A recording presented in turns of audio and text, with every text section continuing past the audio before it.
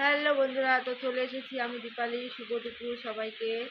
দেখো আমাদের এখানে কি বৃষ্টি নেমেছে, এই দেখো জল বেড়ে গেছে।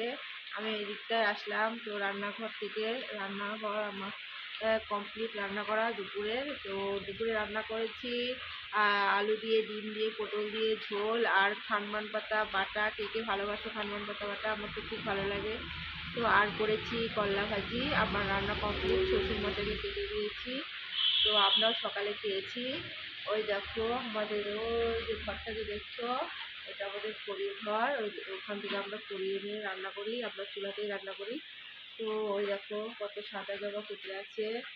আর ওই দেখো আমাদের ছাদে ওই দেখো হলুদ ফুল ফুটে আছে, কত সুন্দর লাগছে। তো বাই, আবার দেখা হবে। ধন্যবাদ, ভালো থাকবে, সুস্থ থাকবে।